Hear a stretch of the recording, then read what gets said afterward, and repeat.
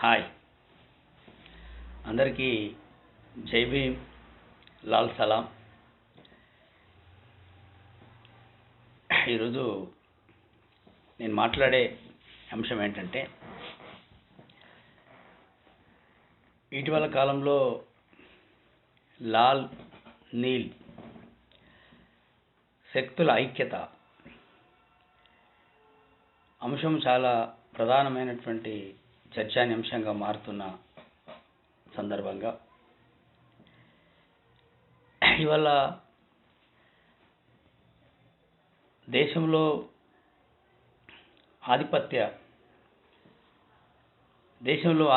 బ్రాహ్మణాధిపత్య భావజాలం విస్తృతంగా తన సాంస్కృతిక యంత్రాంగం ద్వారా ఈ దేశ శ్రామిక వర్గంపై, బహుజన చరిత్రను ధ్వంసం చేసేటువంటి ఒక కార్యాచరణకి భారతదేశంలో బ్రాహ్మణాధిపత్య వ్యవస్థ బలంగా ముందుకొస్తుంది. చాలామంది మిత్రులు, దండి వెంకట గారు, మీరు దీనికంటే ఈ బీజేపీ ఆర్థిక విధానాలు, బీజేపీ పాలన మీద మాట్లాడాలి, కానీ ప్రజల కోసం పనిచేస్తున్న మీరు కమ్యూనిస్టులను విమర్శిస్తున్నారు అంటున్నారు. నేను కమ్యూనిస్టులను విమర్శించట్లేదు. ఒక సిద్ధాంతం అనేది ఈ మానవ సమాజాన్ని నడిపేది ఒక మార్గం. ఏదైతే ఈ మానవ సమాజం బానిస సమాజం నుండి ఆది మానవుడిగా, అనంతరం బానిస సమాజం, భూస్వామ్య సమాజం నుంచి పెట్టుబడిదారి వ్యవస్థ నుంచి సోషలిస్ట్ వ్యవస్థగా ఈ సమాజం పరిణామం చెందింది. అంటే చైనా, తూర్పు యూరప్, రష్యాలో సోషలిస్ట్ విప్లవం వచ్చేసి ఆగిపోయింది. భారతదేశంలో సోషలిస్ట్ విప్లవం రాకపోవడానికి కారణం ఏమిటి అన్నప్పుడు, ఇక్కడ కులమే ప్రధానం అని చెప్పేసి డాక్టర్ బిఆర్ అంబేద్కర్ చెప్పారు. ఇవాళ డాక్టర్ అంబేద్కర్ని ఒక కులతత్వవాదిగా, ఒక సంస్కరణవాదిగా చూస్తున్నారు భారతదేశంలో ఉన్నటువంటి ఇండియన్ కమ్యూనిస్టులు. ఇలా భారతదేశం చరిత్రని భారతీయ కమ్యూనిస్టులు 1917 అంటే రష్యా విప్లవాన్ని చూస్తున్నారు. లేదు, 1920 నుంచి చూస్తారు. ఎందుకంటే 1925లో భారత కమ్యూనిస్ట్ పార్టీ ప్రారంభమైంది. సిపిఎం 20 అంటుంది, సిపిఐ 25 అంటుంది. అది ఒక వివాదం. అంటే భారతదేశంలో కమ్యూనిస్ట్ పార్టీ పుట్టుకే ఒక వివాదంగా ఉంది. ఇవాళ ఈ రోజుకి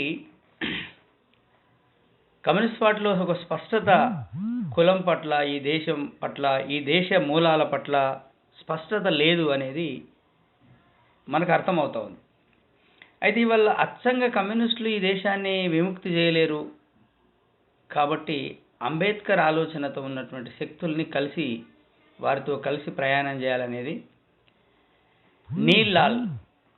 అంటే నీల్ అంటే భారతీయ మూలాలకు సంబంధించినటువంటి ఒక తత్వశాస్త్రం. ఈ తత్వశాస్త్రం ఎక్కడి నుంచి వచ్చింది? గౌతమ బుద్ధుడి కాలం నుంచి ఈ దేశంలో జరిగిన అనేక పరిణామాలు, ఈ మొత్తం పరిణామాలని పరిశీలించి ఒక చరిత్రను నిర్మించారు అంబేద్కర్ గారు. అంటే ఇవాళ భారతదేశంలో రెండు సిద్ధాంతాలు పనిచేస్తున్నాయి. భారతదేశం కాదు, మానవ సమాజంలో రెండు ఉంటాయి. మానవ సమాజం నడిచేది ఒక సిద్ధాంతం మీద నడుస్తుంది. ఒకటి ప్రజలకు అనుగుణమైన సిద్ధాంతం, రెండు ప్రజలకు వ్యతిరేకమైన సిద్ధాంతం. సిద్ధాంతం అంటే ఏంటి? ఒక విధానం.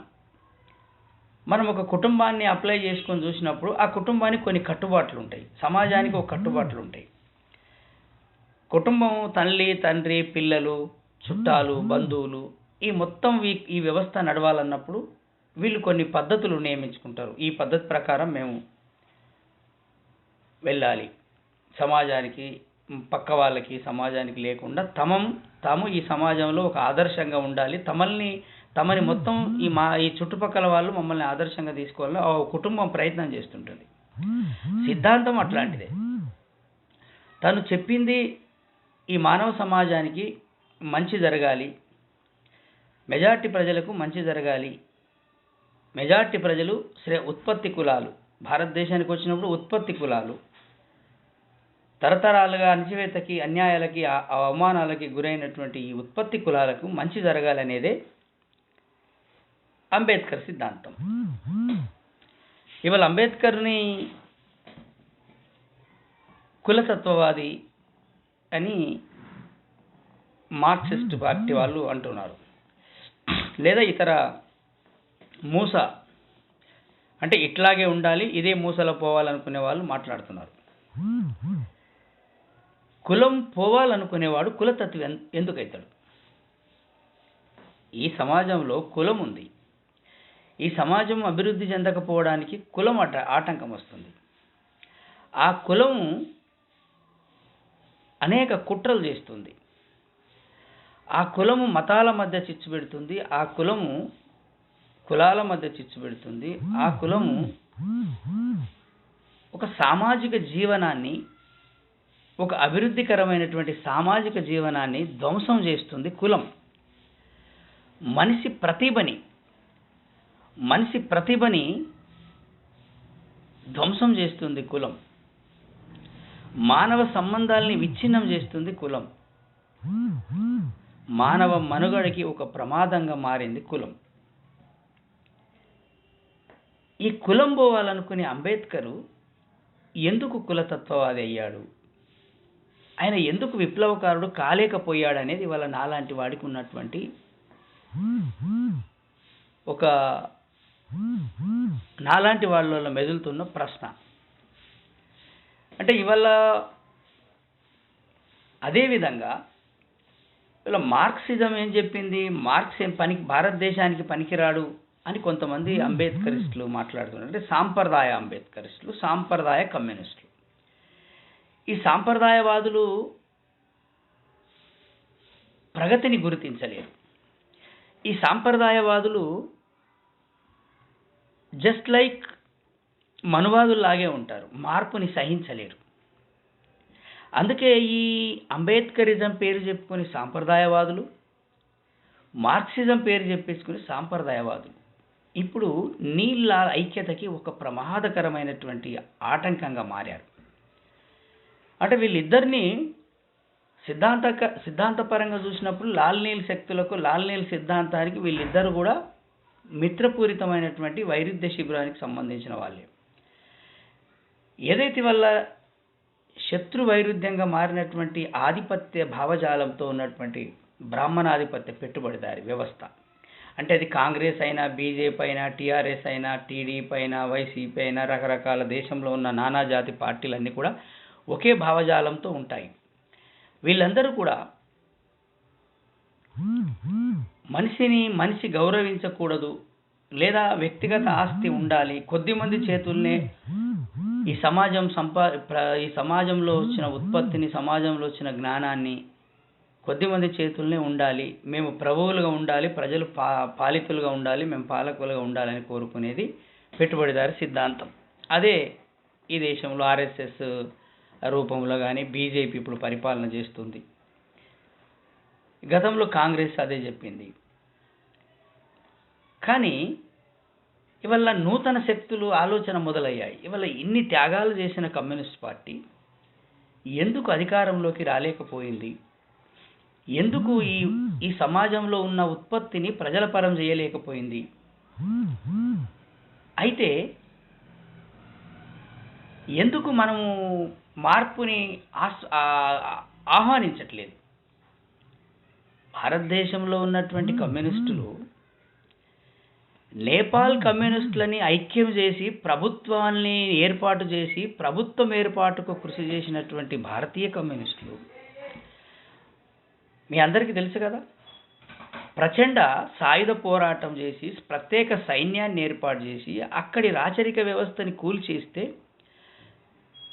సాయుధ పోరాటం చేసే శక్తులు, ప్రజాస్వామ్యాన్ని గౌరవించే పనిచేసే శక్తులు, ప్రజాస్వామిక శక్తులు అన్నింటినీ కలిపి భారతీయ కమ్యూనిస్టులు వెళ్ళి, కామ్రేడ్ సీతారాం యేచూరి గారు వెళ్ళి UPA 1 ఉన్నప్పుడు అక్కడ ప్రచండతో మాట్లాడి గ్రూపులన్నింటినీ ఏకం చేసి ప్రభుత్వంలోకి వచ్చారు. వాళ్ళు ప్రభుత్వంలోకి వస్తే తమ సైన్యం అంతా కూడా, రెడ్ ఆర్మీని అంతా కూడా ప్రభుత్వ సైన్యంలో విలీనం చేసి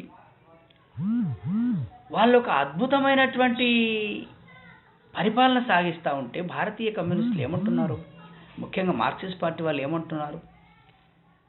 ఈ మార్క్సిస్ట్ పార్టీలో కూడా రెండు భిన్న అభిప్రాయాలు ఉన్నటువంటి ఒక అభిప్రాయం ఏం చెప్తుంది, అది దక్షిణ భారతదేశానికి సంబంధించినటువంటి కామ్రేడ్ బివి రాఘవులు గారి యొక్క సిద్ధాంతము ఏమంటుంది, నేపాల్ కమ్యూనిస్టులు అధికారంలోకి రావడము అవకాశవాదము, వాళ్ళు చెడిపోయారు అంటున్నారు. అంటే ఏం చేయాలా, భారతదేశం లాగా CPI CPIలు వేరువేరుగా ఉండాలి, ML గ్రూపులని వేరువేరుగా ఉండాలి, ప్రజాస్వామిక శక్తుల్ని గుర్తించకూడదు, అంబేద్కరిస్టులని అసహించుకోవాలి, తమదే ఏక మూస సిద్ధాంతం అని చెప్పుకోవాలనా? కాదు కదా. ఇవాళ లాల్ నీల్ ఐక్యత కోసము ఈ దేశానికి ఇదే మార్గం అని చెప్పినటువంటి comrade Sitaram Yechury, Suravaram Sudhakar Reddy, comrade Brinda Karat, doctor Ambedkar మనవుడైనటువంటి వంచిత్ అగాడి సంఘటనకి నాయకుడైనటువంటి డాక్టర్ ప్రకాష్ అంబేద్కర్ని తెలంగాణకు, భారతదేశంలో చాలా ప్రాంతాలకు, ఆంధ్రకు తీసుకెళ్లారు కదా. లాల్ నీల్ ఐక్యత అంటే ఏంటి ఇక్కడ? వాళ్ళ మధ్యలో ఒక జీరాములు గారి మీద, జీరాములు గారు ఇవాళ చాలా గర్వపడుతున్నా నేను మళ్ళీ చెప్తున్నా, ఇండియన్ గ్రామ్సీ, ఇటాలియన్ తత్వవేత్త, చాలా కాలం అతన్ని ప్రభుత్వ నిర్బంధంలో ఉంచింది. ఆయన ఆ రోజు అంబేద్కర్ సమకాలీకుడు. అంబేద్కర్ ఇక్కడ ఉన్నప్పుడు ఆయన అక్కడ ఉన్నాడు. మార్క్స్ కంటే మార్క్సిజం ఒక దశకు, అంటే మార్క్సిజం అనేది ఒక శాస్త్రం, దాన్ని ఏ పద్ధతులైన మానవ సమాజ అభివృద్ధికి కావలసిన అన్ని అంగాలకి, అన్ని అంశాలకి దాన్ని అన్వయించుకోవడమే. సైన్స్ ఉంది, ఇప్పుడు టెక్నాలజీ వచ్చింది మనకి. ఎవరు, నేను మీతో మాట్లాడుతున్నా, ఎక్కడో ఉండి మాట్లాడుతున్నా. దీన్ని మంచికి శ్రామికులు పనిచేసే పొలాల్లో కూడా మన మెదడుకి నష్టం జరగకుండా, మన ఆరోగ్యాన్ని దెబ్బతీయకుండా ఇంకా సైన్స్ని డెవలప్ చేసి బ్లూటూత్ ద్వారా కుటుంబ సభ్యులతో మాట్లాడుతూ పని చేసుకోవచ్చు సైన్స్. కానీ అదే పని చేస్తున్నప్పుడు చట్ట వ్యతిరేక కార్యకలాపాలు, ఇంకేదో తప్పుడు పని చేయొచ్చు అదే సైన్స్. అందుకే మార్క్సిజం దేశాలకి, ప్రాంతాలకి, ఆయా తెగలకి, ఆయా కులాలకి, ఆయా భాషలకి, దేనికైనా అభివృద్ధి వైపు తీసుకెళ్ళడానికి దాన్ని అన్వయించమని చెప్పింది మార్క్సిజం. మరి భారతదేశంలో అంబేద్కరిజం ఏం చెప్పింది? అంబేద్కరిజం అంటే అంబేద్కర్ తన జీవిత కాలంలో పడ్డ అవమానాలు, అది భారతీయ సామాజిక వర్గాలు పడ్డ అవమానాలు అవి. అంబేద్కర్ పడ్డ తపన ఈ భారతదేశంలో ఉన్నటువంటి ఉత్పత్తి కులాలు, జాతులు తరతరాలుగా, వేల సంవత్సరాలుగా పడ్డటువంటి తపన. ఇవాళ అనేక ఉద్యమాలు ఉన్నాయి. చరిత్ర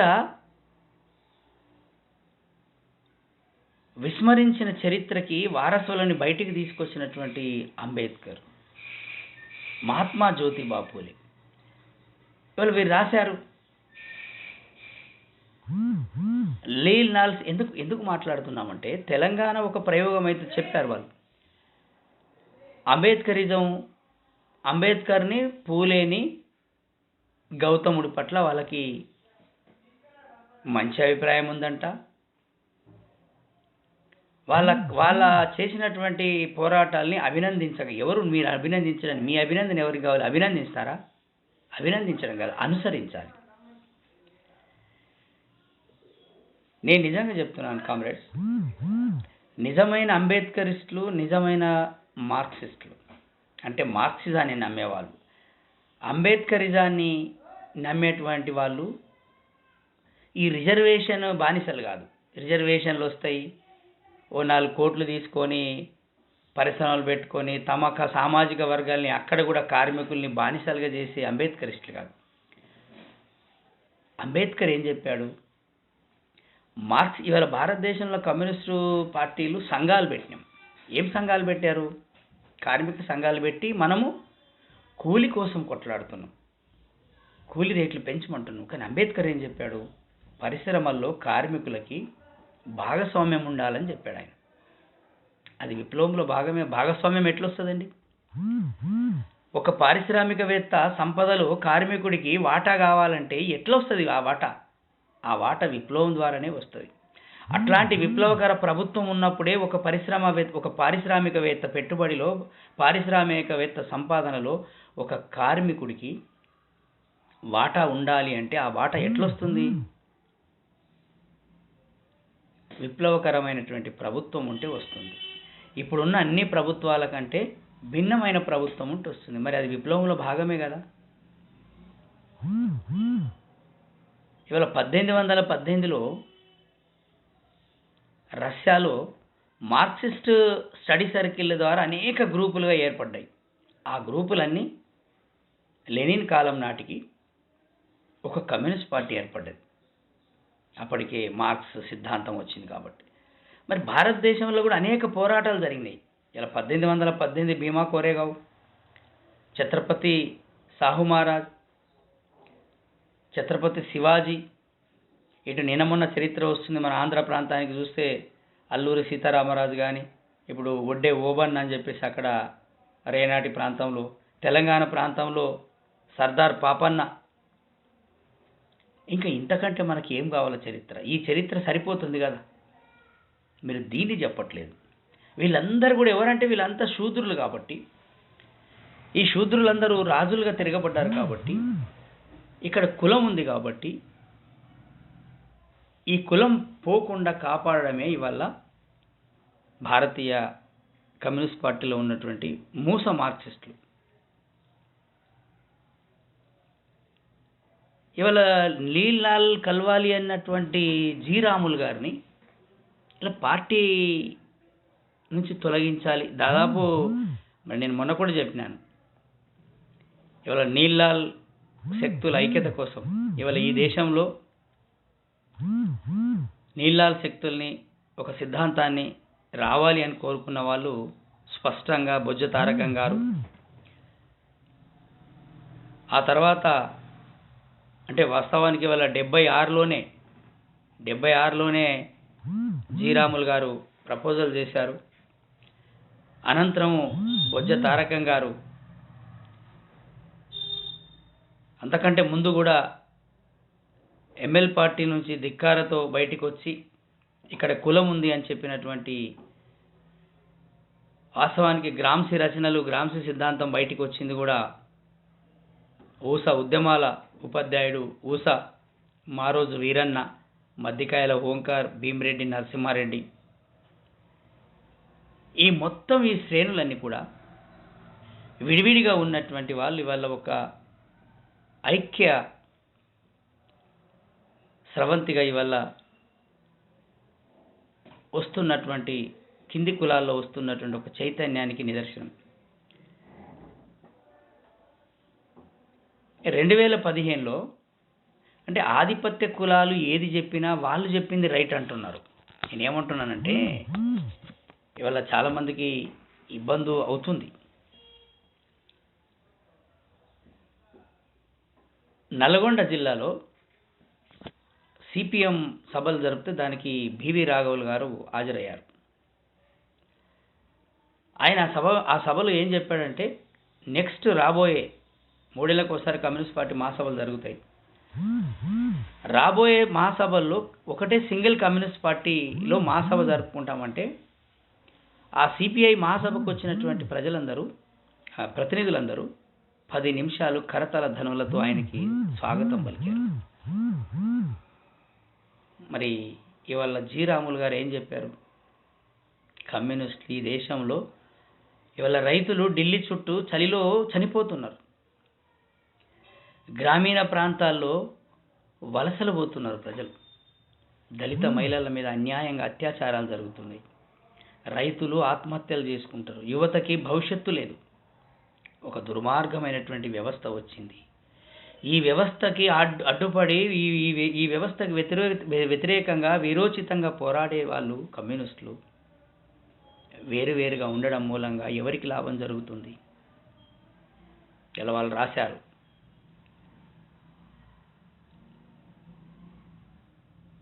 మార్క్స్ ఒకటే కమ్యూనిస్ట్ పార్టీ ఉండాలన్నాడు, ఒకటే కార్మిక సంఘం ఉండాలి అన్నారని చెప్తారు. మరి వీళ్ళేం చెప్తున్నారు? ఆ రోజు సిపిఐ పార్టీ అది రివిజనిస్ట్గా మారిపోయిందని, ఆ రివిజనిస్ట్ పార్టీ నుంచి నిజమైన కమ్యూనిస్ట్ పార్టీని రక్షించడం కోసం మేము పార్టీని చీల్చినందుకు గర్వపడుతున్నాం అంటున్నారు. అంటే చీల్చిన వాడు గర్వపడాలా? కలపాలనుకునేవాడు గర్వపడాలా? చీల్చినవాడు, ఉద్యమాల్ని చీల్చేవాడు కమ్యూనిస్ట్ వ్యతిరేక అవుతాడా? ఉద్యమాల్ని ఐక్యంగా ఉంచేవాడు కమ్యూనిస్ట్ వ్యతిరేక అవుతాడా? ఇవాళ నేను మొన్న మాట్లాడినప్పుడు 4 పేజీల ఉత్తరం ద్వారా జి రాములు గారిని ఎట్లా వాళ్ళ పార్టీలో దోషిగా నిలపబోతున్నారో అని నేను చెప్పినాను. అది నిజమైంది. ఇవాళ వచ్చేసింది వాళ్ళకి. ఆయన 3 అంశాలు నేను రాతపూర్వకంగా రాశాను. దాని మీదనే నిన్న తమ్మినేని వీరభద్రం గారు నా మీద స్టేట్మెంట్ ఇచ్చారు. దండి వెంకట్ దుష్ప్రచారం అని. దుష్ప్రచారం కాదు, నిజం. నేను ఎక్కడ వ్యక్తుల గురించి మాట్లాడలేదు, నేను సిద్ధాంతం గురించే మాట్లాడతాను. మీరు ఎవరైనా సరే రండి, డిబేటింగ్ నేను సమాధానం చెప్తా.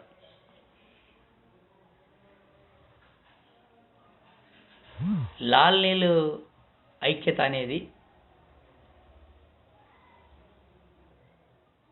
ఒకటే కమ్యూనిస్ట్ పార్టీలో ఒక ఏక పార్టీ అని చెప్పేసి వాళ్ళు అనుకుంటున్నారు. మన అవగాహన కాదు అని రాశారు. ఎవరు అంటున్నారు?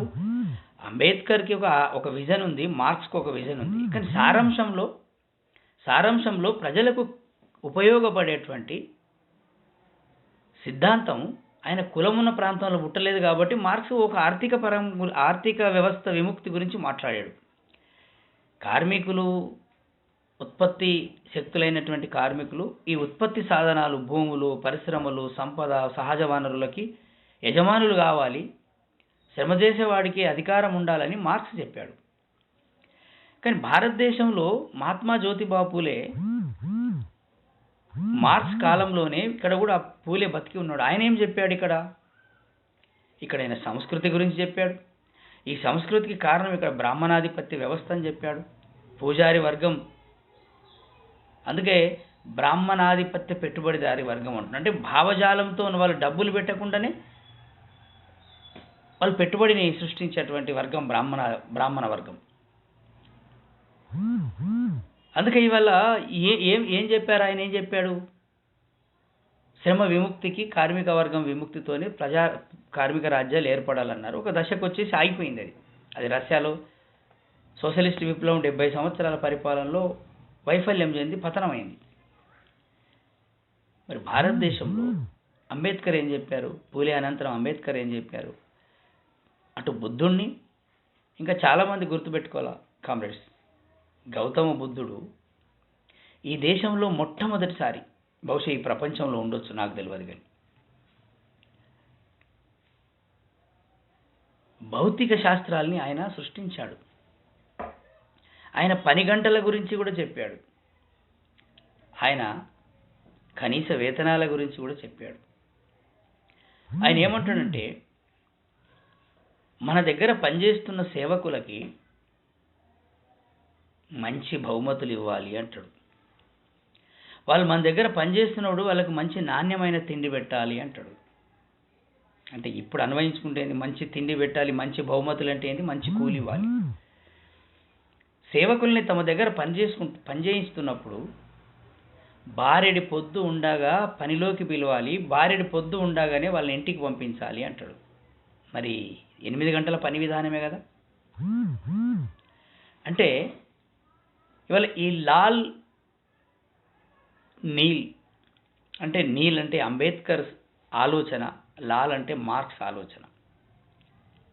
ఒక ఆర్థిక శాస్త్రం మాత్రమే ఇవాళ జీతం మాత్రమే పెరగాలి అనుకునేటువంటి ఒక శాస్త్రం భారతదేశంలో సంపూర్ణంగా ఉపయోగపడదు. ఇవాళ అంబేద్కర్ ఏం చెప్పారు? స్టేట్ సోషలిజం అన్నారు. ఆయన ఎన్నికల అనంతరము, ఆయన ఎన్నికల మేనిఫెస్టో చెప్పారు. నేను నిన్న మొన్న చాలాసార్లు చెప్తుంటాను. ఆయన ఏమన్నాడంటే ఈ భూములని, పరిశ్రమల్ని జాతీయం చేయాలని చెప్పారు. మరి ఇక్కడ మార్క్స్ చెప్పిన దానికి సారాంశాలు ఒకటి వచ్చినప్పుడు మార్క్స్ కంటే అంబేద్కర్ చాలా తక్కువ చేసి చూపిస్తున్నారు మీరు. అసలు ఈ ప్రపంచంలో ఒక రాజ్యాంగం రాశాడు. ప్రపంచంలో ఉన్న అన్ని రాజ్యాంగాల్ని చదివి ఒక రాజ్యాంగం ఇంకా చాలా మందికి అంటే మోడల్ రాజ్యాంగం అంటే అది చాలా పరిమితులతో రాసిన రాజ్యాంగం. ఆయన రాయాల్సింది రాష్ట్రాలు మైనార్టీలు అనే పుస్తకంలో ఆయన నోట్స్ రాసుకున్నాడు. దాన్ని పుస్తకంగా మార్చారు. ఆ పుస్తకంలో ఉన్న ఎంత కూడా ఆయన రాజ్యాంగంలో రాయాలనుకున్నాడు. కానీ ఆ రోజు ఉన్నటువంటి పటేల్, నెహ్రూ, ఒకవైపు డాంగే నాయకత్వం ఉన్న కమ్యూనిస్ట్ పార్టీ ఆయన మీద రకరకాల ఒత్తిళ్లు తెచ్చారు, రకరకాల వేధింపులు తెచ్చారు. అసలు రాజ్యాంగ కమిటీలోకి అంబేద్కర్ని రాకుండా అడ్డుకున్నారు చాలా ప్రయత్నాలు.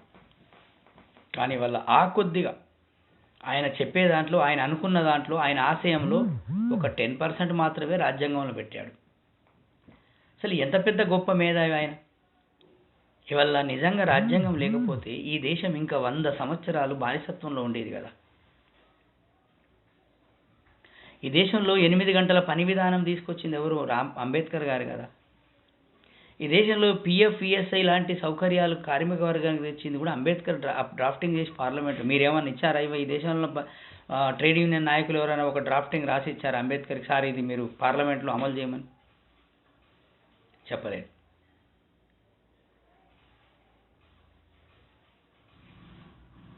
అంటే ఇవాళ ఏదైతే బీజేపీ, ఆర్ఎస్ఎస్ లేదా కాంగ్రెస్ వీళ్ళు ఏదైతే ఈ వ్యవస్థని ఇట్లాగే ఉంచాలి, ఈ కుల వ్యవస్థని ఉంచాలి అని అనుకున్నారో, ఈ కుల వ్యవస్థ పోవాలి అని చెప్పినటువంటి అంబేద్కర్ని కులతత్వవాది ఎట్లా అవుతున్నాడు అనేది వాళ్ళ మనం అడిగే ప్రశ్న.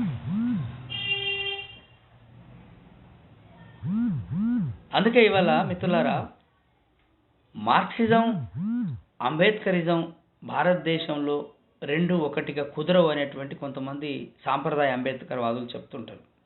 మరి ఈ అంబేద్కర్ మరి చెప్పిన దాన్ని వీళ్ళు ఎక్కడ చెప్పట్లేదు. ఇలా సాంప్రదాయ అంబేద్కరిస్టులు కూడా ఎక్కడ కూడా భూములు పంచమని, నేనైతే ఎవరి స్టేట్మెంట్స్ వీళ్ళ అంబేద్కర్ సంఘాల పేరుతో లేదా అంబేద్కర్ ఆలోచనలతో పనిచేస్తున్న అందరిని అనట్లేదు. కొంతమంది మరి ఎవరు కూడా అంబేద్కర్ భూములు పంచమన్నాడు, జాతీయం చేయమన్నాడు, పరిశ్రమలు జాతీయం చేయమన్నాడు, ఈ పెట్టుబడిదారి వ్యవస్థకు వ్యతిరేకం అన్నాడు, లేదా నాకు ఈ దేశంలో ఉన్న వామపక్షాలు మాత్రమే మా రాజకీయ మిత్రులు, ఈ ఆధిపత్య అగ్రకుల వ్యవస్థ ముఖ్యంగా బీజేపీ ఆర్ఎస్ఎస్ రూపంలో ఉన్న ఈ బ్రాహ్మణాధిపత్య దోపిడీ శక్తులు నాకు రాజకీయ శత్రువులని అంబేద్కర్ ప్రకటించారు కదా. మరి వీళ్ళు ఎందుకు మాట్లాడారు, వీళ్ళు ఎందుకు ప్రకటించారంటే వీళ్ళలో కూడా ఈ సాంప్రదాయవాదులు ఎవరైతే ఉన్నారో, సాంప్రదాయ అంబేద్కరిస్టులు ఎవరు ఉన్నారో, ఈ ముసుగు సాంప్రదాయ కమ్యూనిస్టులు వీళ్ళిద్దరి కూడా ఒకటే భావసారూప్యత కలిగిన వాళ్ళే. వీళ్ళిద్దరికీ అటు మార్క్సిజం అన్న భయమే వాళ్ళకి, సాంప్రదాయ అంబేద్కర్ వాదులకు, ఈ సాంప్రదాయ కమ్యూనిస్టులకి అంబేద్కరిజం అంటే భయం. సాంప్రదాయ అంబేద్కరిస్టులు ఎందుకు భయపడుతున్నారు? మార్క్సిజాన్ని అడాప్ట్ చేసుకుంటే ఆర్థిక దోపిడీ నుంచి విముక్తి కోరుతుంది. కానీ అంబేద్కరిజంలో కూడా ఉంది. అంబేద్కర్ కూడా ఆర్థిక విముక్తిని, సామాజిక విముక్తిని, రాజకీయ విముక్తి నుండి ఈ ప్రజల్ని విముక్తి చేయమని చెప్పేసి అంబేద్కర్ గారు చెప్పారు. కానీ ఇవాళ ఇవాళ దేశంలో చాలా వచ్చినాయి.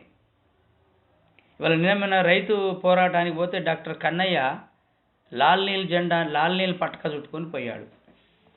అది భిన్నాభిప్రాయం ఉంది, సిపిఐలో ఉంది భిన్నాభిప్రాయం. మరి ఎందుకు వాళ్ళు అంగీకరిస్తున్నారు? ఇవాళ దేశానికి ఒక యూత్కి ఐకాన్. మరి సిపిఐ పార్టీ ఎందుకు ఆ లైన్ తీసుకోవట్లేదు? మరి ఇలా సిపిఎంలో ఒక గొప్ప తత్వవేత్త, ఒక గొప్ప సిద్ధాంతవేత్త ఇవాళ పార్టీకి రావాల్సినటువంటి మైలేజ్ని, పార్టీకి రావాల్సినటువంటి ప్రజా సమూహాన్ని, ప్రజలు తండోపాలుగా వచ్చేటువంటి ఒక శక్తివంతమైనటువంటి సాహిత్యాన్ని సృష్టించగలిగినటువంటి ఒక శక్తివంతుడైనటువంటి జీరాముల్ని వీళ్ళు ఒక కార్నర్గా చేసి ఆయన బెదిరిస్తే ఈ పార్టీలో మళ్ళా అంబేద్కరిజం, మార్క్సిజం అనేటువంటి ఈ రాదు అనేటువంటి ఈ రెండుటి సిద్ధాంతాన్ని కలిపేటువంటి ఒక వ్యక్తులు రాకూడదు అనేటువంటి బెదిరించే పని చేస్తున్నారు. ఇలా చాలామంది నేను అన్నాను, ఇప్పుడు వాళ్ళే చెప్పారు కదా రాసిన దాంట్లో, తాత్కాలికంగా ఇబ్బందులైనా చీల్చాల్సి వచ్చిందని. కానీ నేను చీల్చమని చెప్పట్లేదు. సిపిఎంలో ఉన్నటువంటి బహుజన కామ్రేడ్స్ చీల్చమని చెప్పట్లేదు, కానీ ప్రతిఘటించండి. మీరు వివిధ కమిటీలలో నిలదీయండి. ఎవరన్నారు మా అంబేద్కరిజాన్ని, మార్క్సిజం ఒకటే పార్టీ చేయమని ఎవరు అనలే. మీరు ఎర్రజెండానే ఉంచుకోండి, కానీ ఈ లైన్ని ముందుకు తీసుకుపోవడానికి మీ కృషి ఏది? ఇలా బిఎల్ఎఫ్ని ఇది రాజకీయంగా చాలా తప్పు, అసలు అంబేద్కర్ అనేవాడికి అంత శక్తి లేదు, అంత తెలివిగల్లోడు కాదు అని మీరు తేల్చేశారు. మార్క్స్ అంత గొప్ప పవిత్రత అంబేద్కర్లో లేదని మీరు తేల్చేశారు. మేము మార్క్స్లో ఎంత పవిత్రత ఉందో అంబేద్కర్లో కూడా అంతే పవిత్రత ఉంది అంటున్నాం. ఇంకా అంతకంటే ఎక్కువే ఉంటుంది అని చెప్తున్నాం. ఎందుకంటే ఆయన ఉన్న కాలానికి, ఈయన వచ్చిన కాలానికి ఇవాళ కొత్త తరం వచ్చింది. ఇవాళ అంబేద్కర్ని మనం పోల్చలేం, ఇతరుల్ని పోల్చలేం. కానీ ఆయన వారసత్వాన్ని కొనసాగించి అంత గొప్ప రచనలు చేసి అంత గొప్ప సిద్ధాంతాన్ని చెప్పే వాళ్ళు చాలామంది వచ్చారు. అందుకే ఇవాళ ఈ లాల్ నీల్ ఇవాళ ఈ రెండిట్లో ఇవాళ ఒక సాంప్రదాయ అంబేద్కర్ వాదుల నుంచి, సాంప్రదాయ కమ్యూనిస్టుల నుంచి ఈ నీల్ లాల్ సిద్ధాంతాన్ని ప్రమోట్ చేసేటువంటి వాళ్ళకి తీవ్రమైన ప్రతిఘటన ఉంటుంది. వీళ్ళతో రాజకీయంగా, సామాజికంగా, ఆర్థికంగా, సాంస్కృతికంగా వీళ్ళతో పోరాడుతూనే ఈ కొత్త సిద్ధాంతాన్ని నేటి యువతరానికి అందించాల్సిన అవసరం ఉంటుంది. ఇదే సందర్భంగా రాజ్యం లేదా ఈ ఆధిపత్య భావజాలం ఇప్పుడు ప్రభుత్వం నడుపుతున్న వాళ్ళ నుంచి కూడా ఈ సిద్ధాంతానికి చాలా పెద్ద ఇబ్బందులు ఉంటాయి. కానీ మనము ఖచ్చితంగా ఈ రాజ్యాంగం పరిధిలో బాబాసాహెబ్ అంబేద్కర్ అందించినటువంటి ఓటు అనే చైతన్యం ద్వారా, పూలే చెప్పినటువంటి ఒక విజ్ఞానాన్ని, చదువు అనే ఒక విజ్ఞానం ఆయుధం ద్వారా, పెరియార్ రామస్వామి చెప్పినటువంటి ఒక సాంస్కృతిక విప్లవం, ఒక సాంస్కృతిక చైతన్యం ద్వారా మనము ఈ లాల్ అనే ఒక సిద్ధాంతాన్ని ముందుకు తీసుకెళ్లాల్సిన అవసరం ఉంది. అందుకే ఇవాళ ఈ తెలంగాణ ఇవాళ ప్రతి పల్లెలో నెత్తురొలికిన జాడ ఉంటుంది. ప్రతి పల్లెలో, ప్రతి గల్లీలో, ప్రతి కుటుంబంలో ఉద్యమ చరిత్ర కలిగినటువంటి ఈ తెలంగాణ పల్లె ఇవాళ లాల్ నీల్ ఐకాన్గా, లాల్ నీల్ యొక్క సిద్ధాంతానికి, అంబేద్కరిజం, మార్క్సిజం ఒక సిద్ధాంతానికి ఇక్కడి నుంచే ప్రారంభం కాబోతుంది. అయితే దీన్ని అడ్డుకోవడానికి ఇవాళ ఒక స్టేజ్కి తీసుకొచ్చారు. ఇవాళ బిఎల్ఎఫ్ రేపు 25 నాడు తృతీయ ఆవిర్భావ సభ ఉంటుంది.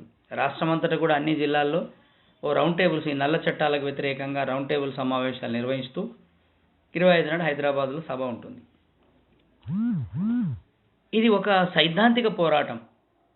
సరే, ఎలక్షన్లు వచ్చినప్పుడు కొంతమంది కలిసి ఇదంతా ఒక లూజ్ నిర్మాణం. ఎవరైనా భిన్నాభిప్రాయాలు ఉన్న వాళ్ళు కూడా చేరొచ్చు. బిఎల్ఎఫ్ అనేది ఒక పార్టీ కాదు, ఒక ఫ్రంట్. అందులో ఒక భావజాల ఐక్యత ఉన్నవాళ్ళు, భావ సారూప్యత కలిగినటువంటి పార్టీలు ఎన్నికల్లో పోటీ చేయొచ్చు కలిసి బిఎల్ఎఫ్ జెండా కింద. కానీ బిఎల్ఎఫ్కి దీన్ని నడిపేటువంటి లేదా ఇందులో ఒక సిద్ధాంతాన్ని ముందుకు తీసుకెళ్ళేటువంటి వాళ్ళు ఇలా ఎంసిపిఐ, ఇలా బీసీపీ బహుజన కమ్యూనిస్ట్ పార్టీ, బిఎల్పి బహుజన లెఫ్ట్ పార్టీ అంటే బహుజన కమ్యూనిస్ట్ పార్టీ. ఈ 3 పార్టీలు చాలా పరిమితంగా ఉన్నా ఇందులో ఎంసిపిఐ దేశవ్యాప్తంగా నిర్మాణమైన పార్టీ.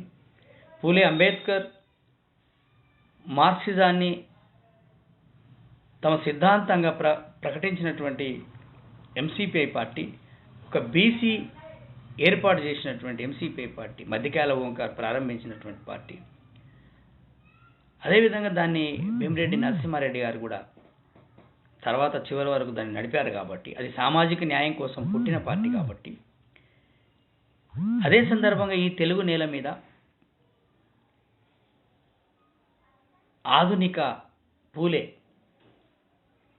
ఆయన వారసత్వాన్ని పుణికిపుచ్చుకొని మార్క్సిజంతో పాటు అంబేద్కర్, పూలేని కూడా చివరి వరకు తన జీవితం ఈ దుర్మార్గమైనటువంటి వ్యవస్థ సృష్టించినటువంటి కరోనా మహమ్మారికి బలైపోయిన ఉద్యమాల ఉపాధ్యాయుడు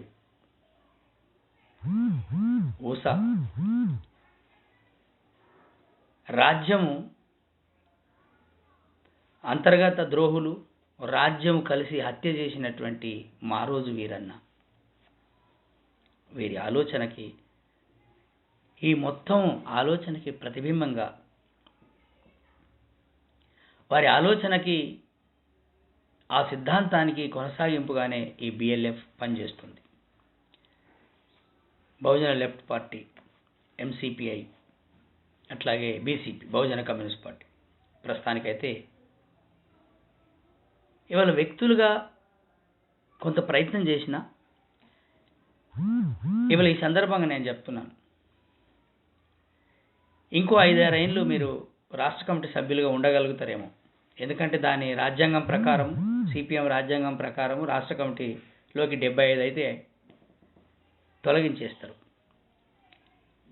మీరు ఇవాళ చరిత్రని, ఈ చరిత్రకి మీరు ఒక గొప్ప ఐకాన్గా ఉండాల్సిన అవసరం ఉంది. నాలాంటి వాడు రాయడము, చదవడము, ప్రజాక్షేత్రంలోకి వెళ్ళి పనిచేయడానికి చాలా ఇబ్బందులు అవుతుంటాయి. కానీ మీలాంటి వాళ్ళు ఇప్పుడు రాములు గారికి, కామ్రేడ్ జి రాములు గారికి నేను ఈ సందర్భంగా విజ్ఞప్తి ఏంటంటే, మీరు రాయడం ఆపకూడదు. మీరు రాయండి, మీరు నిలబడండి. ఈ మొత్తం పరిణామాల మీద ఖచ్చితంగా మీరు ఒక ఆర్టికల్ రాయాలి.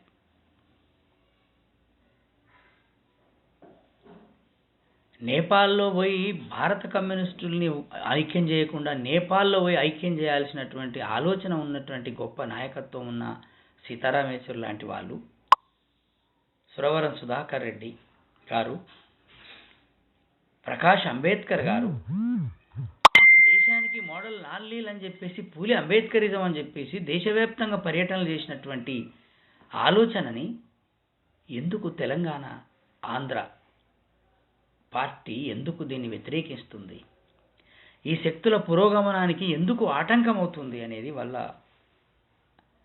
సిపిఎం శ్రేణులు ఆలోచించాలి. కామ్రేడ్స్, నేను మరోసారి చెప్తున్నా, ఎక్కడ కూడా పార్టీ విచ్ఛిన్నం గురించి మాట్లాడలేదు. ఈ పార్టీ మనది, ఈ పార్టీ నాది కూడా. నాకు మాట్లాడే హక్కు ఉంది, రైట్ ఉంది అని చెప్పిన మొన్ననే. ఏమన్నా అనుకోండి, నేను ఇవాళ పెడితే కొంతమంది నన్ను తిడుతున్నారు, తిట్టండి, నేను తిట్టను.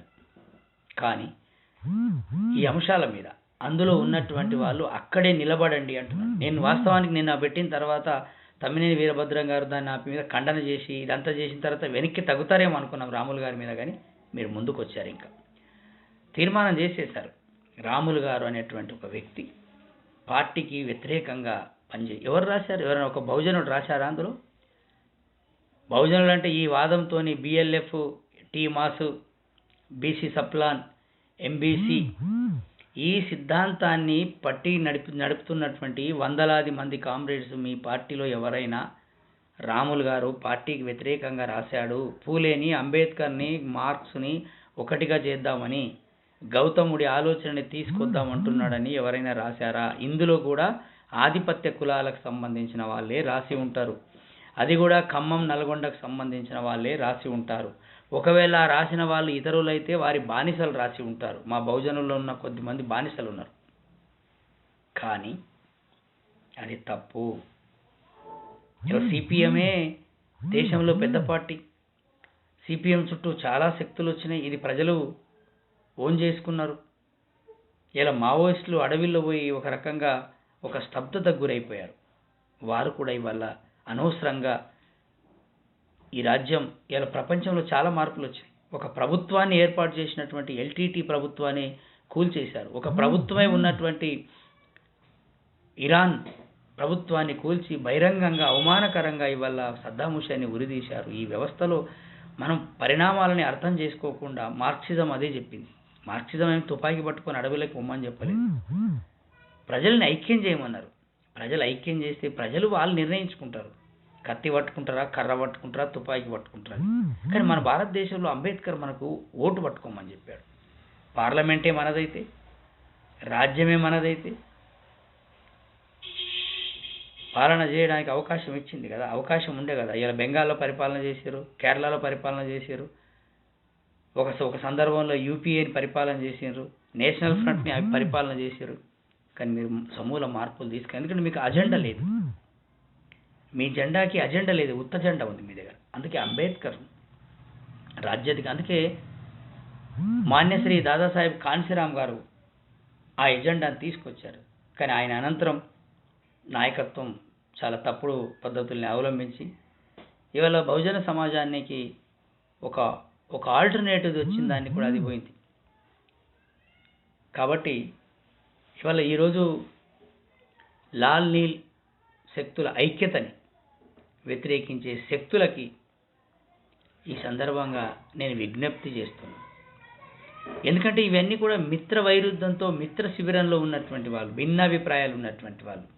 కానీ శత్రువు కంటే కూడా ఎక్క బలంగా ప్రతిఘటిస్తుంటాయి, శత్రువు కంటే కూడా ఎక్క దుష్ప్రచారం చేస్తుంటారు. కాబట్టి ఇవాళ అంబేద్కరిజం, పూలే, మార్క్సిజం ఈ రెండు మేళవింపుతోనే ఇవాళ భారతదేశంలో మనం దీన్ని ప్రతిఘటించగలం. ఎందుకంటే ఇవాళ మార్క్సిస్ట్ ఫిలాసఫీని, మార్క్సిస్ట్ బేస్ లేనటువంటి వాళ్ళు అంబేద్కరిస్టులు ఉన్నారు. కాబట్టి మీరు చూసారా, రైతు పోరాటంలో వాళ్ళు లేరు. అదే అంబేద్కర్ ఉంటే, అంబేద్కర్ రైతుల పోరాటం చేశాడు, అంబేద్కర్ కూలీల పోరాటం చేశాడు, అంబేద్కర్ ముంబై కార్మికుల పోరాటం చేశాడు. అంబేద్కర్ అప్పుడే చెప్పాడు, కమ్యూనిస్ట్ కుల సమస్య కూడా చేర్చండి, కూలీలతో పాటు కులం కూడా ఉండకూడదని చెప్పమన్నాడు. మరి ఈనాటి అంబేద్కరిస్టులకు అది లేదు. ఇవాళ బ్యాంకులన్నీ కూడా, ఇవాళ బీజేపీ వచ్చిన తర్వాత బ్యాంకులన్నీ ప్రైవేటీకరణ అయినాయి, రైల్వేలు పోయినాయి, ఇలా బిఎస్ఎన్ఎల్ పోయింది, పరిశ్రమలు పోయినాయి, ప్రజా జీవితమే పోతుంది. రైతులు మొత్తం వ్యవసాయ, గ్రామీణ ప్రాంతంలో వ్యవసాయం పోతుంది. మరి రిజర్వేషనే పోయిన తర్వాత, ప్రభుత్వ రంగమే పోయిన తర్వాత రిజర్వేషన్ ఎవడివ్వాలి? అందుకే ఇవాళ అంబేద్కరిస్టులు ఆర్థిక కోణంని కూడా ఆలోచించాలి.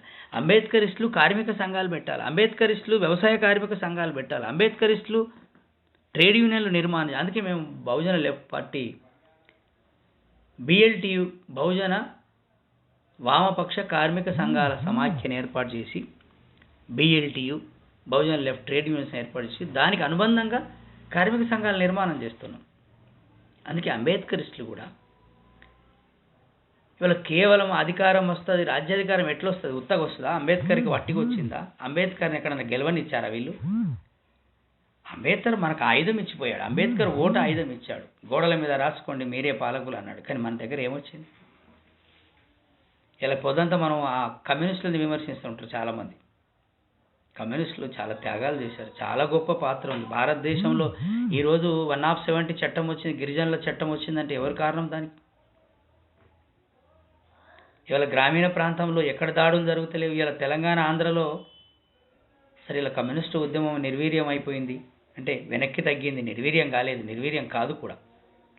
ఇలా ఇలా ఇలా హిందీ ఇవాళ హిందీ ప్రాంతాల్లో కమ్యూనిస్టులు బలంగా లేని దగ్గర దళితుల మీద దాడులు జరుగుతాయి, గిరిజనుల మీద దాడులు జరుగుతాయి.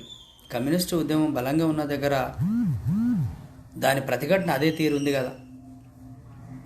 అందుకే మిత్రులారా, ఇవాళ అంబేద్కరిస్టులు కూడా కేవలం రిజర్వేషన్ల వరకు మాత్రమే, రిజర్వేషన్ల కోసం మాత్రమే పాలక వర్గాలకు ఈ పార్టీ ఆ పార్టీ, కమ్యూనిస్టులకు ఎంత చరిత్ర ఉందో పాలక వర్గాలకు ఏజెంట్లుగా, పాలక వర్గాల అంటే తోక పార్టీలుగా మారారు. అంబేద్కరిస్టులకు అదే చరిత్ర ఉంది. 40 సంవత్సరాల్లో వీళ్ళు నేషనల్ ఫ్రంట్ గవర్నమెంట్ ఉన్నప్పుడు విపి సింగ్ పక్కన ఎడమకి లెఫ్టిస్టులు ఉంటే రైట్కి బీజేపీ రైటిస్టులు ఉన్నారు. అది ఇద్దరు పాలక వర్గాలు పంచుకున్నట్టే కదా కమ్యూనిస్ట్ పార్టీలు. ఇవాళ అనేక ప్రాంతీయ పార్టీలతో ఇవాళ కమ్యూనిస్టులకి ఎన్నికల పొత్తు ఉంటుంది. అదేవిధంగా అంబేద్కర్ పేరుతో చెప్పేటువంటి వాళ్ళు వివిధ పద్ధతుల్లో పాలక వర్గాలతో ఉన్నారు. కానీ మనకు అది కాదు మన ప్రయాణం, మన ప్రస్థానం. అంబేద్కరిస్టులైనా కమ్యూనిస్టులైనా ఇలా కమ్యూనిస్టులు చెప్పేటువంటి సమసమాజము 3 దశలు: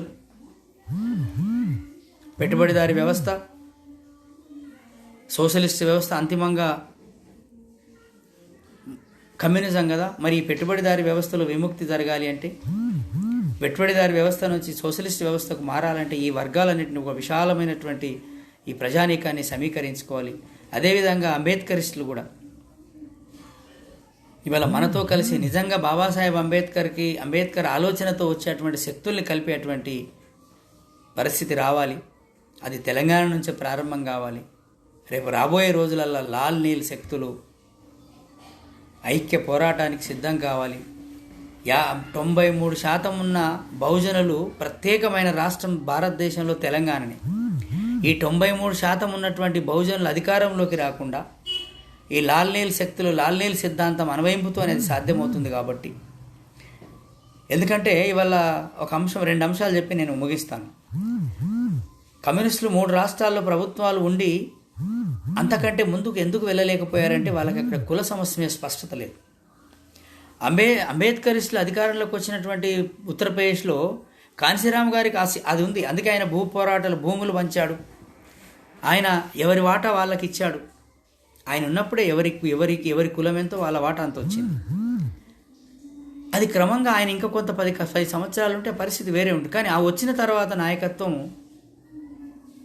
దాన్ని వదిలేశారు. కాబట్టి అందుకే వాళ్ళు అక్కడ ఆర్థిక అంశాన్ని విస్మరించారు, వీళ్ళు ఇక్కడ సామాజిక అంశాన్ని విమర్శారు. కమ్యూనిస్టులు సామాజిక అంశాన్ని విస్మరించారు. 3 రాష్ట్రాల్లో ప్రభుత్వాలు నడిపి, కేంద్రంలో 2 సార్లు ప్రభుత్వాన్ని నడిపి, అట్లాగే అంబేద్కరిజం ఆలోచనతో వచ్చినటువంటి బీఎస్పీ కూడా ఆర్థిక స్పష్టత, ఆర్థిక వ్యవస్థ మీద మార్క్సిజం అనే మార్క్సిస్ట్ కోణం లేకపోవడంతోనే అది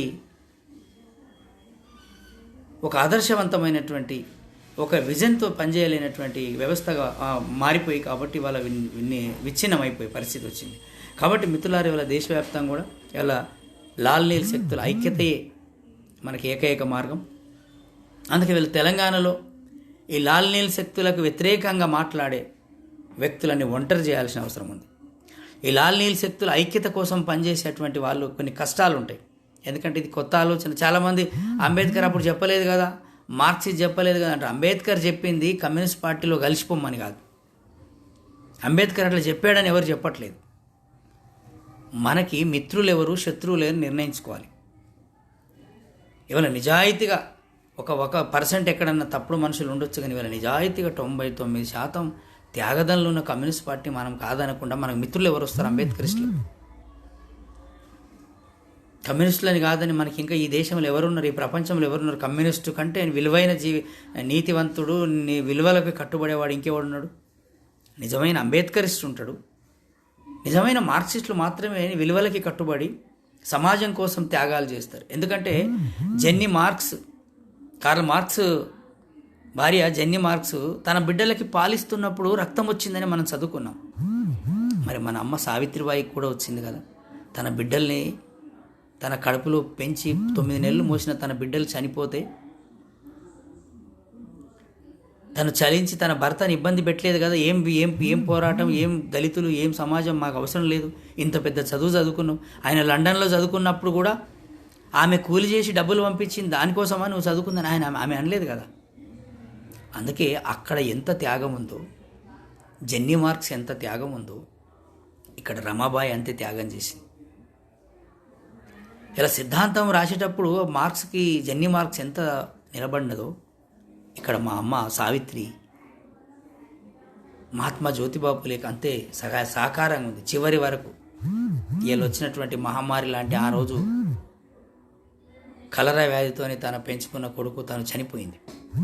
ఇంత త్యాగాలు ఉన్నటువంటి ఈ త్యాగాల్ని ప్రచారం చేయకుండా, ఆ త్యాగాల పునాదుల మీద ఒక నూతన వ్యవస్థ నిర్మాణం చేయకుండా ఈరోజు కూడా మాట్లాడారు వాళ్ళు. ఈ రోజుకి రాములు గారి మీద రాసిన తీర్మానంలో కూడా మాట్లాడారు. ఇక ఏం మాట్లాడతాం. అందుకే పూలే అంబేద్కర్ ఆలోచన, దానికి మార్క్సిస్ట్ దృక్పథాన్ని జోడించి ఈ దేశంలో లాల్ నీల్ ఐక్యత కోసం పనిచేసే వాళ్ళందరూ నిజాయితీ పరులు మరి రండి, మనం కలుద్దాం. ఈ తెలంగాణలో ఒక నూతన వ్యవస్థని, ఒక నూతన ఫార్ములా ఈ దేశానికి అప్లై చేసే విధంగా నూతన శక్తుల పోరాట క్రమం మనం ప్రారంభిద్దాం. ఇలా వ్యక్తులుగా మనం ఎక్కడెక్కడ ఉన్న చాలామంది ఉన్నారు, నాకంటే ఎక్కువ మాట్లాడగలిగిన వాళ్ళు, నాకంటే ఎక్కువ రాయగలిగిన వాళ్ళు ఇవాళ అంబేద్కరిస్టులు ఉన్నారు. ఇలా తెలంగాణలో ఉన్నారు, ఆంధ్రలో ఉన్నారు. కాబట్టి మిత్రులారా, మనమంతా ఈ లాల్ నీల్ ఐక్యత, మన లాల్ నీల్ కలవడం అంటే వచ్చేసి కమ్యూనిస్ట్ పార్టీలో చేరిపోవడము, లేకపోతే వీళ్ళు పోయి అంబేద్కరిస్టులు చేరడం కాదు. మనం ఇద్దరం కలిసి కనీస ఒక కార్యక్రమం మీద సుదీర్ఘ కాలం పాటు చరిత్ర తెలుస్తుంది, రేపు అనుభవం తెలుస్తుంది మనకు.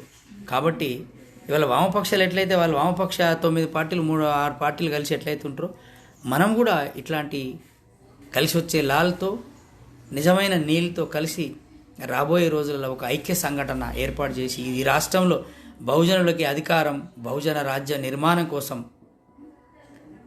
మనము ఐక్యం అవుదామని ఈ సందర్భంగా మీ అందరికీ తెలియజేస్తూ, అదేవిధంగా ఇవాళ ఒక గొప్ప తత్వవేత్త, బహుజన విప్లవ తత్వవేత్త కామ్రేడ్ జి రాములు గారితో ఉంటాం. రాములు గారికి ఈ లాల్ నీల్ శక్తులు అండగా ఉంటాయి. పార్టీలో ఒకవేళ ఆయనకి ఏమైనా అన్యాయం జరిగితే పార్టీలో ఉన్నట్టు కామ్రేడ్స్ ఆయనకు అండగా ఉండాలి. బయట ఉన్న మేము కూడా ఖచ్చితంగా అండగా ఉంటాం సిద్ధాంతపరంగానే. ఇక్కడ ఎవరిని వ్యక్తులు క్రిటిసైజ్ చేయట్లేదు. రెండోది, ఆ పార్టీని నాశనం కావాలి లేదా పార్టీని విచ్ఛిన్నం చేయాలని కోరుకోవట్లేదు. ఖచ్చితంగా ఆ పార్టీలో పరివర్తన రావాలి. ఎందుకు రావాలంటే ఓ త్యాగాల పూరితమైనటువంటి పార్టీలో అందులో మా ఆలోచన కావాలి, మా ఆలోచనలకి అక్కడ స్థానం ఉండాలి అని కోరుకుంటున్నాను తప్ప, ఇవాళ మీరు సిపిఐ కలిసిపోవాలంటేనేమో తప్పు కాదు, అది రాములు గారు అంటేనేమో అది తప్పు అయిపోయింది. మీరు లాల్ నీల్ చేయాల ఇంకొక అంశం చెప్తా. వాళ్ళు ఎందుకు సైకిల్ యాత్ర చేసి దళితులందరినీ గుళ్ళల్లోకి పంపిండ్రు రాఘవులు గారు? దానికి ఆల్టర్నేటివ్ అంబేద్కర్ గారు ఇచ్చారు కదా. బౌద్ధాన్ని మార్గంగా స్వీకరించమని చెప్పారు, మీరు బౌద్ధాన్ని మార్గంగా తీసుకోమని చెప్పలే. మీరు ఏం చేశారు? దళితుల గుళ్ళల్లోకి ఆ గుళ్ళోకి రానిస్తే ఎంత, రానియకపోతే ఎంత. గుళ్ళల్లోకి రానియలేదని అందరినీ దళితులు తీసుకుపోయి సైకిల్ యాత్ర చేసి మొత్తం గుళ్ళో దొరగొట్టి మళ్ళా 100 ఏళ్ళు మమ్మల్ని ఆ ధర్మాన్ని అనుసరించండి అని చెప్తే, ఏదైతే ఆ గుడి పూజారి వర్గం మమ్మల్ని అంటరాని వాళ్ళుగా చూసిందో బహుజనుల్ని, మళ్ళీ మమ్మల్ని మీరు తీసుకుపోయి మళ్ళా ఆ గుళ్ళల్లో చేర్పిస్తే, మరి అదే కదా ఇవాళ రాములు గారు మాట్లాడుతున్నారు. ఇవాళ ఖమ్మంలో తమ్మినేని గారు కూడా పాదయాత్ర చేశారు కుల వివక్ష మీద. నిజంగా తమ్మినేని కాకుండా ఓ దళితుడు, ఓ బీసీ అట్లా పాదయాత్ర చేస్తే అంటే ఊరుకుంటారా మీరు? ఊరుకోరు. అంటే ఇక చాలు, మీరు ఇట్లా చేయకండి. ఎందుకంటే మీ యొక్క త్యాగం ఈ చివరి దశలో రేపు రాబోయేదంతా కూడా బహుజనమే, బహుజన సమాజం. మార్క్సిజాన్ని వదలట్లేదు, మార్క్సిజాన్ని వదలమని మీకు చెప్పాల్సిన అవసరం లేదు. కానీ మార్క్సిజం ఉంటుంది, అంబేద్కరిజం ఉంటుంది.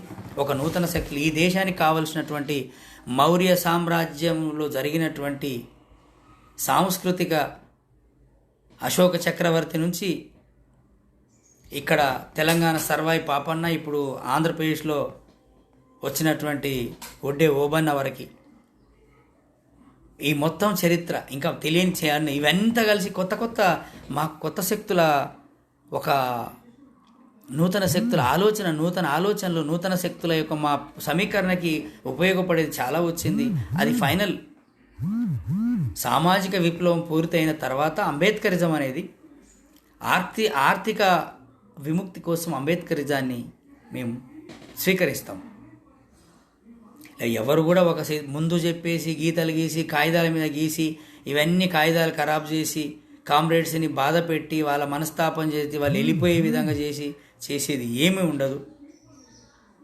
చెగువేరా ఫెడరల్ క్యాస్ట్రోల్ ముందు సిద్ధాంతం లేదు వాళ్ళకి. ఒక రైతులకి మద్దతుగా ఒక రైతు వ్యతిరేక రాజ్యానికి వ్యతిరేకంగా పోరాటం చేశారు, ప్రభుత్వం ఏర్పాటు చేశారు. అనంతరం వాళ్ళు ఒక సిద్ధాంతం ఉండాలి, ప్రపంచంలో ఏది ఉందంటే మార్క్సిజాన్ని తీసుకున్నారు, సోషలిస్ట్ వ్యవస్థ అన్నారు తప్ప ముందే అచ్చే విప్లవాన్ని ఆపి దీనికి రకరకాల పేరు పెట్టి బయటని భయపెట్టించే విధంగా శత్రువుని అలర్ట్ చేసే విధంగా ఇక్కడ అంబేద్కర్ మాకు పనికిరాడని మీరు రాశారు. ఇంకా మీ దాంట్లో ఎవరుంటారు? ఎవరైనా వస్తారా? సరే ఉన్న వాళ్ళు ఉండొచ్చు, కొత్త వాళ్ళు ఎవరైనా వస్తారా ఆ పార్టీలోకి? పార్టీని చీల్చడంలో గర్వపడుతున్నాం అన్నారు మీరు, సిపిఐ నుంచి సిపిఎంని చీల్చడంలో. మరి ఇంకా చీలికవాదులతో ఐక్యత గురించి ఏం మాట్లాడతారు మీరు? అవకాశవాదం అన్నారు. అవకాశవాదం ఎవరిది? బీజేపీని ఒకవైపు బీజేపీని ఒకవైపు కమ్యూనిస్టులుగా మీరు ఒకవైపు ఉండి విశ్వనాథ్ ప్రతాప్ సింగ్ని ప్రధానమంత్రిని చేసింది అది అవకాశం. ఏ విప్లవ సిద్ధాంతం? ఇవాళ ఒక బ్రహ్మాండమైనటువంటి సరే పరిస్థితి ఈ వ్యవస్థలో ఉన్నటువంటి మార్పులకు అనుగుణంగా వాళ్ళ దేశం ప్రజలు నిర్ణయం చేసుకుంటారు. నేపాల్లో ఉన్న వేరే దేశాల్లో ఉన్న కమ్యూనిస్టులను ఐక్యం చేసినటువంటి వాళ్ళు ఈ దేశంలో ఉన్న వాళ్ళని ఐక్యం చేయకుండా అడ్డుపడుతున్నారంటే ఇది కమ్యూనిస్టుల ఐక్యతని కోరుకునే వాళ్ళ కాదు. అందుకే మనము ఖచ్చితంగా సైద్ధాంతిక పోరాటం జరుపుతాం, కానీ ఆల్టర్నేట్ అనేది లాల్ నీల్ జెండా అని. ఈ లాల్ నీల్ జెండా ఆలోచనతోని బహుజన లెఫ్ట్ పార్టీ కానీ, అటు బీసీపీ కానీ, బహుజన కమ్యూనిస్ట్ పార్టీ, అట్లాగే ఎంసీపీఐ కానీ ఇవి స్పష్టంగా ఉన్నాయి. ఈ పార్టీలు ఈ లైన్లో పోతుంటాయి. రేపు ఇవన్నీ కలిసి పనిచేస్తున్న క్రమంలో ఈ మూడు కలిసి ఒకటైతాయా, ఇంకేమవుతాయి తర్వాత చరిత్ర చెప్తుంది. కానీ ఖచ్చితంగా ఒక భావసారూప్యతతో పనిచేస్తున్నాం. ఖచ్చితంగా ఇది ముందుకు సాగుతుంది. అందుకే మీ మిత్రులారా, మీ అందరికీ మరోసారి జై భీమ్, లాల్ సలాం.